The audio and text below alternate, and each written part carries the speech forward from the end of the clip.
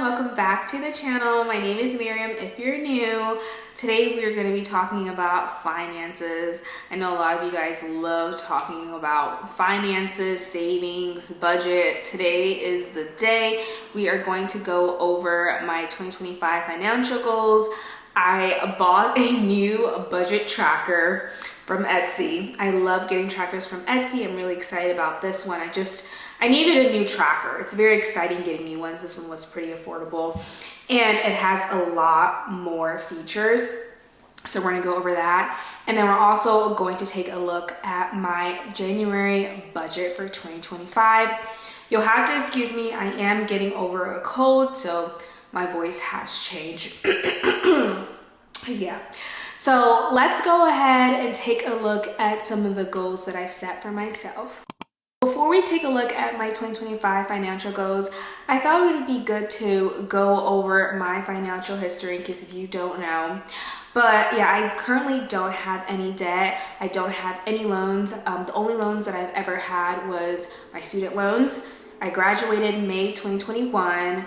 And then there's a 6 months grace period where you don't have to pay your loans. And after that, you do have to pay your loans and interest occurs. Well, within that 6 months grace period after I graduated, I did pay off my loans. So 2 years later, my mom calls me and she's like, hey, do you remember that Parent Plus loan I took out for you freshman year? Yeah, they want that money. So yeah, she had called me about that and I was like, oh shoot, I totally forgot about it. So it wasn't in my name. It was in my mom's name, but she took it out for me. So I did pay that off and that kind of hurt because it was a lot. It accumulated after a while since freshman year. So I paid that off. So I don't have any loans. I don't have any car loans. I don't even own a car. I share a car with my husband. I didn't grow up with a lot of money, so I understand the value of money and I've just always been a saver. And then when I do spend money on stuff, it's good quality things, so I will pay a little bit more for the quality. And just in life, I want to make smart financial decisions. So that's a little bit about my financial history.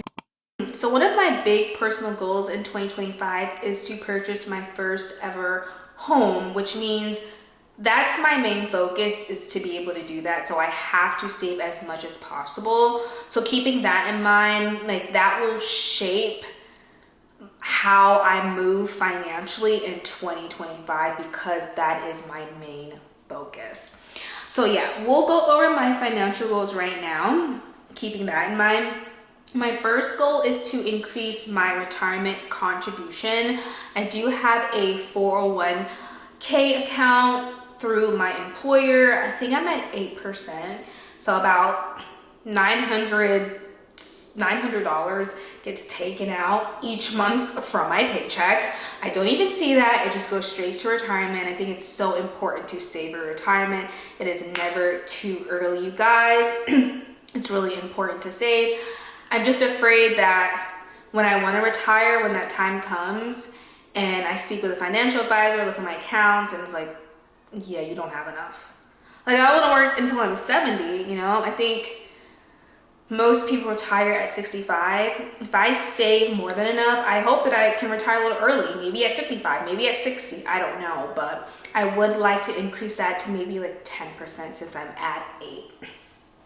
My next financial goal is to have 6 months of expenses saved. I do have an emergency fund. I have been putting money towards that account. Right now, I think I'm at 4 months of expenses saved. I want to get to 6 months so that once I get to 6 months, I can allocate that money towards something else. But you never know when you're gonna need the money. You never know when something will come up. Your car breaks down. You have to go to the hospital. And those hospital bills are extremely expensive. And then they're like, hey, the bill is $2,000-3,000. I don't want to ever struggle to have to pay that. I want to have money set aside in case of those instances. So my next financial goal is to put at least $200 towards my Roth IRA account monthly. So I initially had this financial goal at $350 because I started thinking about my goals around October, November, and I had it as $350. But then I thought, okay, my goal is to buy a house. That's my main focus. For now, I can take it down to 200.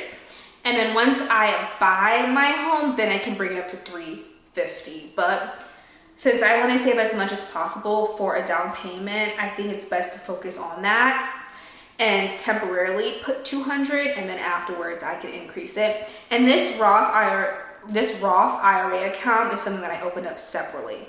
So I have 2 retirement accounts, one through my employer and then one I have on the side. My next goal is to max out my Roth IRA contribution. I believe the max for 2025 is the same as 2024, which is $7,000.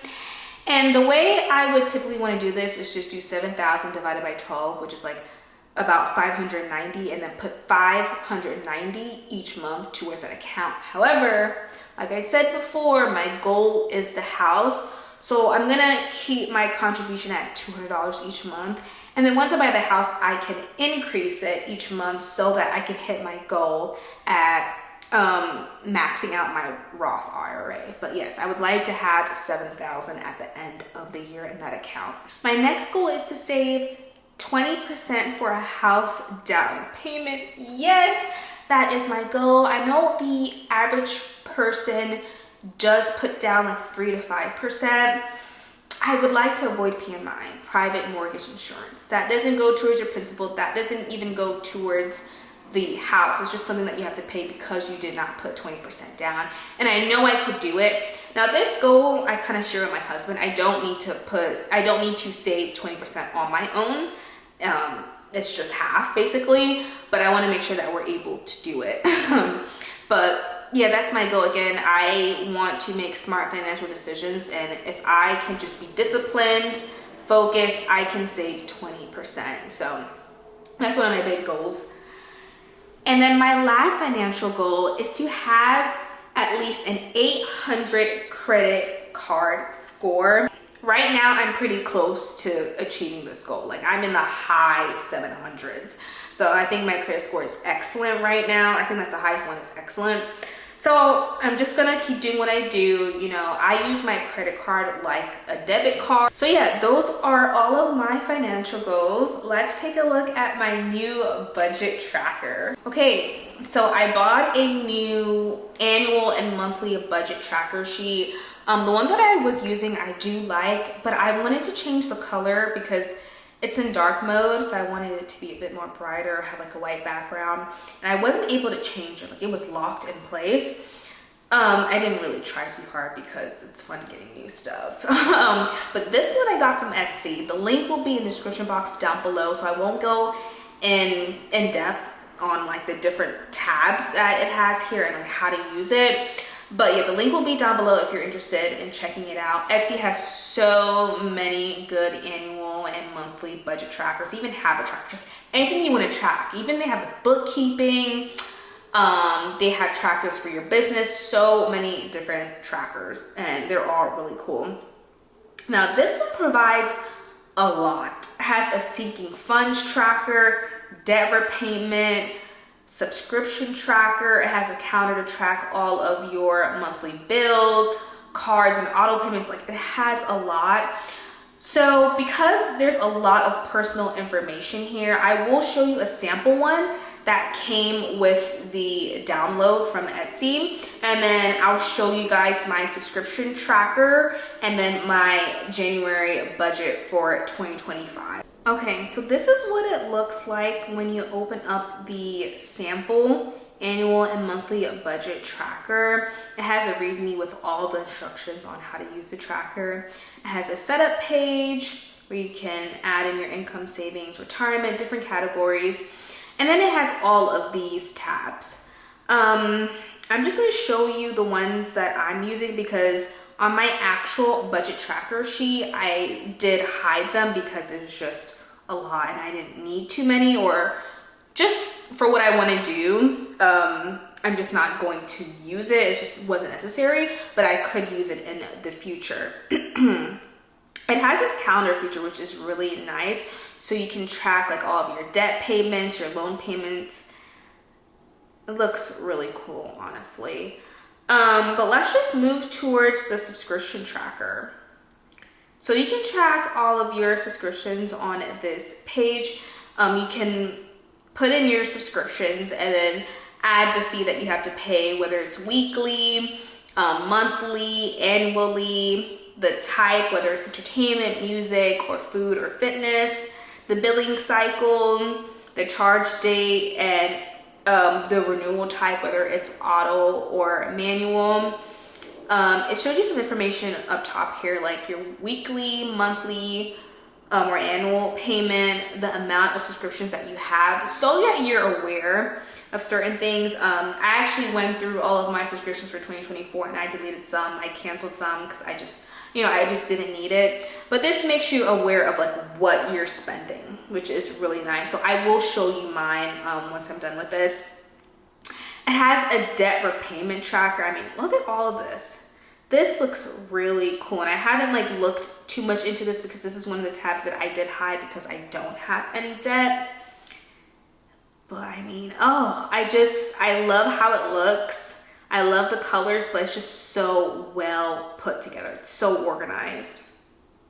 Now, this is a tab that I am actually using, which is a sinking funds tab to track my house down payment and my emergency fund. So I can't show you that because it has like a lot of information, but I will show you this one here. It shows you like where you're starting. So you can put in your sinking funds type, whether you want to buy a new couch, you're saving for a car or a new apartment. You put the starting amount, you put the goal amount, your goal date, and then it can calculate like the estimated amount of months that it will take for you to reach your goal based on your goal date and the amount you want to save each month. And then it shows you like a progress. It shows you the progress here, the remaining amount, and then it has a chart to kind of show you. So like right now she's at 90% of her goal. She saved $2,700. Her goal amount is $3,000 and she has $200 left. How nice is this? It's really cool. And then you enter in like your transactions here. This tab is actually really interesting. I never thought about calculating my net worth each year. I just focus on saving, but it is actually interesting to see like how much you're worth. So I will be using this tab on my tracker. You input your assets and liabilities. So assets could be real estate, retirement accounts, business interests, personal properties, and then your liabilities. So like any debt that you have, loans, taxes owed, and other liabilities. So you have that section here, and then it calculates your net worth, which is really cool. So I'm really excited to use this tab. The other tab is an annual dashboard. So I'm gonna make this like 75% so you can see this whole thing. I mean, this is just so cool. So it shows you your total income, your net worth growth, the amount that you saved for the whole entire year, and then your total expenses based on your bills and subscriptions. It shows you how your income is used based on the percentage, your net worth growth. I mean, so much information, how much you're spending monthly on your income, how much you save, invested. So many different charts. Yeah, I mean, this is all useful information. Let's see, investment, sinking funds, savings. And then it has an evaluation section, which shows you like your most expensive category. So for this one, the most expensive category is investment funds, emergency fund, retirement funds. And it shows you like your most profitable income. So they have paycheck, commission, side hustles, sold items, gifts, bonuses, businesses. Shows you your monthly income breakdown. Yeah, all this information. And then something similar, it just shows you information about your monthly budget. Basically everything on the annual page, but just monthly. So yes, I really like it. And you can see it's just so useful. I took a look at my 2024 annual tracker, and it would give you some insight on like how much you're really spending. Sometimes you don't realize it until you track it or just see it on a chart. So yeah, that was interesting. So now I do want to go over my actual subscription and then my monthly budget for January. Okay, so let's take a look at all of my subscriptions. I have 4 active subscriptions right now. First is Netflix. My husband and I do split that fee, so my portion is $8.39, which is monthly. I have my iCloud storage, which is $2.99, that's monthly. I have a Epidemic Sound subscription. That's where I get my music and sound effects from for my YouTube channel. I pay $119.88, and that's annually. And then my last subscription is for the Runner app. You guys know one of my goals for 2025 is to run 2 5Ks and 1 10K. And I want to follow a structured plan. So I got the premium Runner app subscription because it'll help me train for those races. And it's $119.99, and that's annually. So let's look at expenses first. My rent, my portion is $1,266.22. Affirm payment is $0. Groceries is $300. My husband and I usually have a budget of $150 each week. $150 times 4 for 4 weeks and 1 month is $600. We split it. My portion is $300. Gas, I have it as $50. I'm so happy. It's no longer $90. I made some personal changes, so we're at $50 now, which is good. That's more reasonable than paying $90 each month on gas. Like, it was getting really expensive. Shopping is $190. I'm gonna start running, which means I need running shoes, not just the little Adidas that I have for working out. Like, that one will not help me like run a 5K. Like, I need something that's very supportive and will prevent injury. So I will be going to a running store to get measured, and they'll help me pick out good quality running shoes. So I have a budget of $190. Hopefully it doesn't cost more than that. Travel is $0. Gift is $0. Eating out is $160. I only eat on the weekends, so it's either lunch or dinner on Saturdays and Sundays. $20 each day, $40 a week, 40 times 4, which is 4 weeks and 1 month, $160. Household, I have it at $60. That's just if I need toilet paper, paper towel, cleaning supplies for the apartment.